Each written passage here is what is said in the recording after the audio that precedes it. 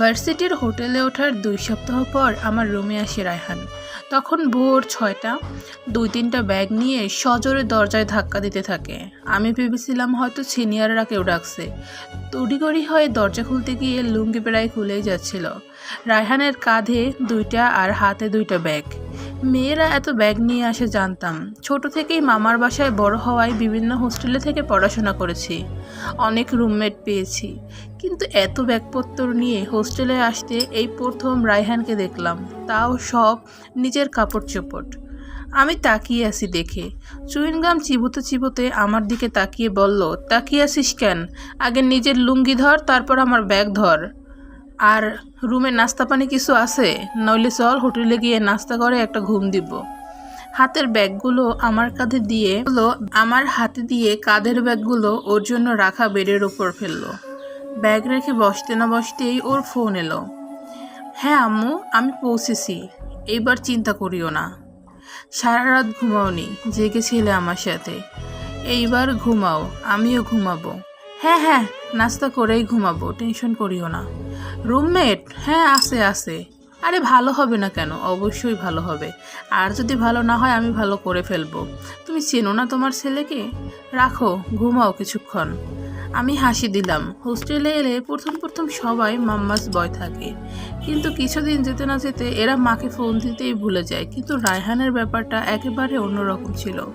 রায়হান সারাদিন ক্লাস শেষে আড্ডা দিয়ে 9টা থেকে 10টা অবধি 1 ঘন্টা ওর মায়ের সাথে কথা বলতো। হ্যাঁ হ্যাঁ করে হাসতো। ওর ঘরের টপের কথা, বিড়ালের কথাও জিজ্ঞেস করতো।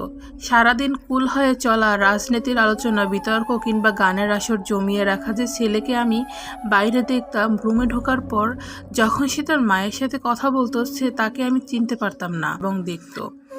আমাদের 3টা শার্ট, 2টা গেঞ্জি আর 2টা জিন্স দিয়ে পুরো বছর চলে যায়। এগুলো দিয়ে ক্লাস, অনুষ্ঠান, প্রাইভেট সব চলতো। কিন্তু রায়হানের সবগুলোর জন্য আলাদা আলাদা শার্ট, গেঞ্জি ছিল। একটা কাপড়ও ধুতো না সে। 1 মাস পরে সব ব্যাগে ভরে বাড়িতে নিয়ে যেত, আবার 1 ব্যাগ ভর্তি ধোয়া কাপড়, আয়রন করা শার্ট প্যান্ট নিয়ে আসতো। আর আসতো একটা সুটকেস, লালচে রঙের সুটকেসটা মেরুন কালারের, মাঝারি সাইজের একটা সুটকেস। ওটাতে কোনো কাপড় চোপড় থাকতো না, থাকতো নানা রকমের খাবারের জিনিস, বিভিন্ন রকমের শুকনা পিঠা, নানা রকমের আচারের বয়াম, বিস্কিট, বাদাম, চকলেট, ড্রাই ফ্রুটস, আরও কত কি, মাছ ভাজা, ভুনা করা মাংস। আমি প্রথম দিন দেখে বলেছিলাম, এটা কি? রায়হান একগাল হেসে বলল, আম্মুর সুটকেস। রায়হানের এই আম্মুর সুটকেস আমার কাছে ছিল গুপ্তধনের মতো। সাপোসা মামার বাড়িতে বড় হওয়া, মা কোনো দিন ভালো মন্দ দিতে পারেনি। হোস্টেলে বড় হয়েছি। ভালো খাবার আর নাস্তা বলতে টিউশনি করতে গেলে যে খাবারটুকু পেতাম, ওটুকুই মনে হতো দুনিয়ার সব থেকে সেরা খাবার।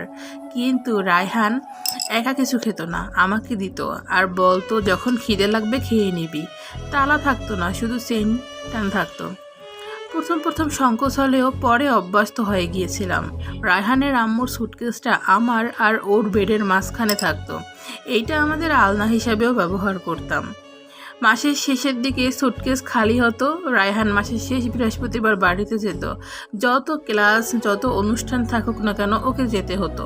ও পুরো মাসের ময়লা কাপড় আর ওর আম্মুর সুটকেসটা নিয়ে বাড়ি ছুটত। এত বড় বড় ব্যাগ নিয়ে সে কীভাবে যেত আসতো আমার আসলে ধারণাই হয় না।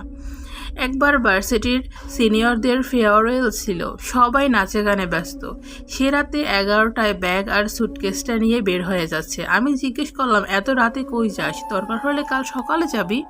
ভীষণ ব্যস্তভাবে বলল, আম্মুকে জানানো হয়নি, যাব না, এটা কলও যাচ্ছে না, সারা রাত বসে থাকবে আমার জন্য, আমি ভোরে পৌঁছে যাব। সে চলে গিয়েছে। সেদিন রাতে আমার ঘুম হয়নি, শুধু মনে হচ্ছিল রায়হান অনেক ভাগ্যবান।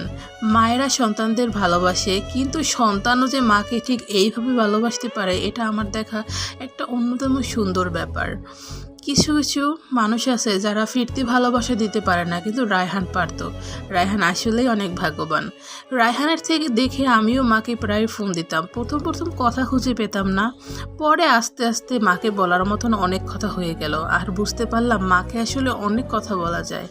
শনিবার সকালে ঠিক তার আয়রন করা কাপড়ের ব্যাগ আর রায়হানের আম্মুর সুটকেস নিয়ে ফিরে আসি। বলে দেখলাম যা যা দিয়েছে সব 2টা করে পাঠিয়েছে।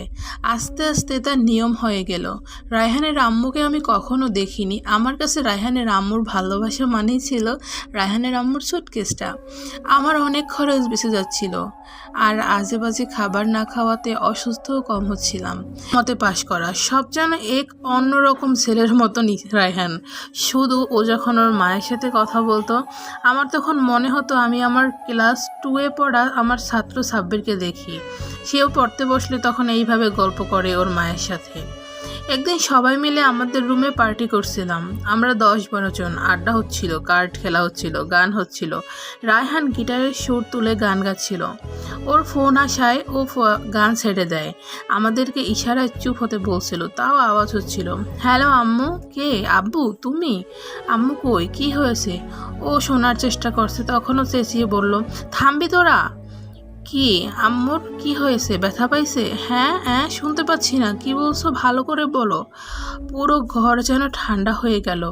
আমার বুক কেমন যেন ধুপধুপ করছিল, না চাইতেও মনে কিছু আসছিল, যেন খুদে কচুরিপানা সরিয়ে দিলে আবার ফেরত আসছে।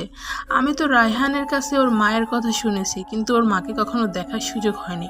আমি তাড়াতাড়ি উঠছিলাম, তার আগেই হাত থেকে মোবাইলে ধূপ করে ফ্লোরে পড়ে গেল রায়হান। সবাই হুড়োহুড়ি করে উঠে এসে ঘিরে ধরল রায়হানকে।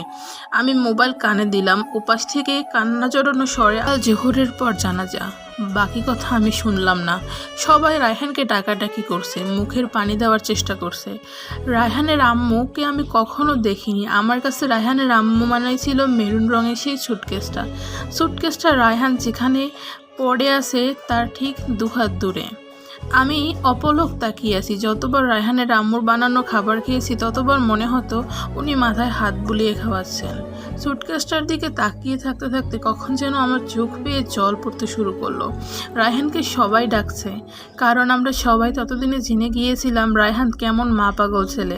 আমরা ওকে মাম্মাস বয় ডাকতাম। সেদিন রায়হানকে আমরা সবাই কিভাবে নিয়ে গিয়েছিলাম আমরা তা জানি না। রায়হানের কান্নায় ভারী হয়ে উঠেছিল আকাশ বাতাস, পুরো ঘর। রায়হান কখনো না বললেও আমরা সবসময় মনে হতো রায়হান অনেক পয়সাওয়ালার ছেলে। ওর কাপড় চোপড়, খাবার দাবার দেখে আমার মনে হতো বড়লোক বাপের আদরের একমাত্র ছেলে। কিন্তু ওদের ঘরে গিয়ে দেখলাম তেমন না। আর 5টা সাধারণ মধ্যবিত্ত পরিবারের মতোই ওদের ঘর। 4 ভাই বোন, তার মধ্যে রায়হান সবার ছোট। ওর সাথে রায়হানের বয়সের পার্থক্য প্রায় 10-15 বছর। তাই হয়তো মায়ের কাছে সে এত আদরের ছিল। তার কাছে মা আছে এমন যত্ন করার মতো। সে তো সত্যিই অনেক বড় লোক। রায়হানের বাবা, ভাই বোন, ভাবি সবাই একসাথেই থাকতো। কারোর সাথে কোনো খারাপ সম্পর্ক নয়, কিন্তু রায়হানের মুখে কারো নাম কোনো দিনই শুনিনি। শুধু ও ওর আম্মুর কথাই বলতো। আমি ভাবতাম বাবা মায়ের আদরের একমাত্র ছেলে সে। রায়হানকে রেখে এলাম, কিন্তু আমার মন পড়ে আছে সেখানে। রায়হান কি করবে এখন? রুমে ফিরে রায়হানের আম্মুর সুটকেসটার উপর চোখ পড়লেই কেঁপে ওঠে আমার বুকটা। মুখে হাত দিয়ে ফুপিয়ে কেঁদে উঠছি। 10 দিন পর রায়হান ফিরে এলো, উস্কো শুষ্ক চুল নিয়ে, মুখ ভর্তি দাড়ি নিয়ে। এসেই বিছানায় পড়ে রইল 1 সপ্তাহ। এমন নিস্তেজ হয়ে গেল। মাঝে মধ্যে রাতে ফুপিয়ে কান্নার আওয়াজ পেতাম। মশারির ভেতর থেকে দেখতাম রায়হান ওর আম্মুর সুটকেসটার সামনে বসে আছে। উঠে সান্ত্বনা দেওয়ার মতন সাহস আমার ছিল না। আমিও যে তাকিয়ে থাকি মাঝে মধ্যে আমার গুপ্তধন পাওয়া সেই সুটকেসটার দিকে। রায়হান আর মাসের শেষে ব্যাগ ভর্তি জামা কাপড় আর নিয়ে বাড়ি যায় না।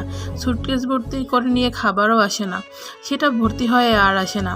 এক বিকেলে রায়হান আমার সামনে এসে দাঁড়িয়ে মাথা চুলকে বলে, শাওন, কাপড় কিভাবে ধোয়? পানি দিয়ে সাবান দেয়, তারপর কি করে?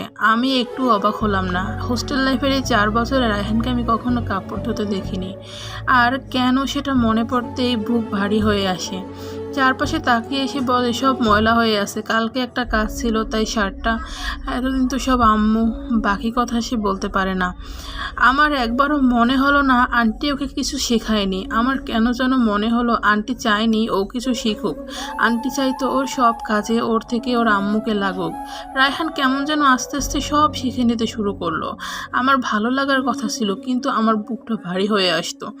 রায়হান আর বাড়ি যেত না, কিছু লাগলে কাউকে ফোন দিত না, আমার কাছে টাকা ধার চাইতো, ওর বাবা নিজ থেকে টাকা পাঠাতো, দিয়ে গেলে নিত কিন্তু খুঁজে নিত না। টিউশনি শুরু করে। আমরা পরীক্ষার পর হলস্টেডে দেওয়ার সময় স্কলারশিপ নিয়ে বাইরে যাওয়ার জন্য সারাদিন দৌড়াতে থাকে রায়হান। হয়েও যায় সব। রায়হান যেন দেশ ছেড়ে পালাতে চায়। যে ছেলে হোস্টেলে এসেছিল 4টা ব্যাগ কাঁধে, সেই ছেলে দেশ ছেড়ে যেতে চায়। দেশ ছেড়ে চলে গেল 2টা শার্ট আর একটা প্যান্ট নিয়ে। রায়হান যাওয়ার সময় অনেকবার ওর আম্মুর সুটকেসটায় হাত বুলায়।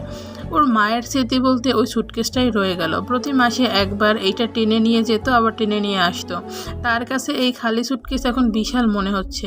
এত বড় সুটকেস নিয়ে সে কোথায় যাবে? তাই আমাকে বলল, একটু রাখিস তোর কাছে যতদিন পারিস, অন্য কেউ পেলে কি করে, সিটে ফেলবে নয়তো ফেলে দিবে। আমি শক্ত করে ধরি, বলি সামলে রাখবো। আমিও যে গুপ্তধনের সন্ধান পেয়েছিলাম এইখানে উঠি, তারপর একটা ছোটোখাটো চাকরি ধরি, একটা রুমের বাসা নেই। বছর 3 পর মায়াকে বিয়ে করি। আমাদের নতুন সংসার শুরু হয় নতুন বাসায়। তখন আমাদের সংসারের এক কোনায় অতিথি হয়ে থাকতো রায়হানের আম্মুর সুটকেসটা। মায়া জিজ্ঞেস করলেন, ওকে রায়হানের কথা বলেছিলাম, ওর মায়ের কথা বলেছিলাম, ওদের মা ছেলের সেই ভালোবাসার কথা বলেছিলাম। মায়াও কখনো কোনো কাজে লাগায়নি, মেয়েটা খুব যত্ন করে রাখতো সুটকেসটাকে। রায়হানের সাথে আমার যোগাযোগ এখনও আছে। নিয়ে গেছি ওর আম্মুর সুটকেসটাকে। 12 বছর পার হয়ে গেল রায়হানের দেশের বাইরে যাওয়ার। এরপর এদেশ সেদেশ ঘুরে এখন সে কানাডায় সেটেল হয়েছে। আমাদের যেতে বলে। মায়াও অনেকদিন ধরে বলছিল, ঠিক করলাম এইবার কানাডায় যাব। রায়হানই সব ঠিক করে দিল। আমার তেমন কিছুই করতে হলো না, আমি শুধু করলাম একটা কাজ, রায়হানের আম্মুর সুটকেসটা ভরলাম, ওর হাতে সুটকেসটা দিলাম। ওর গলায় কান্নার দলা পাকাচ্ছে, তারপরও কোনো মতে বলল, গাড়িতে ওঠ। ও সামনের সিটে বসে আছে। আমার ছেলে মেয়ে, আমার ওয়াইফ সবাই মিলে পিছনে অনেক মজা করছে, কিন্তু রায়হান চুপ, কোনো শব্দ করছে না। আমি জানি এখন ওর বুকে কি গভীর থেকে গভীর জমানো নলকূপের চাপের মতন ব্যথা হচ্ছে। ও ঘরে গিয়ে সবাই ফ্রেশ হলাম, খাওয়া দাওয়া শেষ করলাম। মায়া ওদের জন্য যেসব জিনিস নিয়ে গেছে সেগুলো দিল। সবাই খুব খুশি। সব শেষ করে আমি রায়হানকে বললাম, সুটকেসটা খোল। রায়হান ফ্লোরে বসলো, ঠিক সেই আগের মতন। হোস্টেলে যখন ওর আম্মুর সুটকেসটা নিয়ে আসতো তখন ঠিক এভাবেই বসতো। পাশে বসতাম আমিও, কি এলো নতুন দেখার জন্য। রায়হান কাঁপা কাঁপা হাতে চেন খুললো। খুলতেই দেখলো সব আগের মতন সাজানো। রায়হান আর নিজেকে সামলাতে পারছে না। একবার আমার দিকে তাকালো, তখন ওর চোখ বেয়ে জল পড়তে শুরু করলো। জমানো সব স্মৃতিগুলো কাঁপা কাঁপা হাতেও সব কিছু ছুঁয়ে দেখলো। তারপর হাউমাউ করে কেঁদে উঠলো। ওর স্ত্রী, মেয়েরা, আমার ছেলে মেয়ে সবাই নিশ্চুপ হয়ে তাকিয়ে রইল। রায়হান হিসকি দিতে দিতে বলল, আম্মু, বলে ঝাঁপিয়ে পড়লো রায়হানের আম্মুর সেই সুটকেসটার উপর, যেটা ছিল আমাদের গুপ্তধন। আসলে হারিয়ে যাওয়া মানুষগুলোকে তো আমরা ফেরত পেতে পারি না, কিন্তু ওদের রেখে যাওয়া স্মৃতিগুলো আমাদের কাছে অনেক মূল্যবান। ওই স্মৃতিগুলোর মাঝেই আমরা ওকে খুঁজে পাই। সবশেষে গল্পটা শেষ। রায়হানের আম্মুর সুটকেস গল্পটা আপনাদের কাছে কেমন লেগেছে অবশ্যই আমাকে জানাবেন। যদিও আমি ভালোভাবে আবৃত্তি করতে পারিনি, কারণ আমার খুবই কান্না পাচ্ছিল, আমার কিছু কথা মনে পড়ে গেছিল। ভালো থাকবেন সবাই। এই সুন্দর গল্পটা লিখেছেন দোলনা বড়ুয়া তৃষা। ধন্যবাদ লেখককে এত সুন্দর একটি গল্প আমাদেরকে উপহার দেওয়ার জন্য। ভালো থাকবেন সবাই।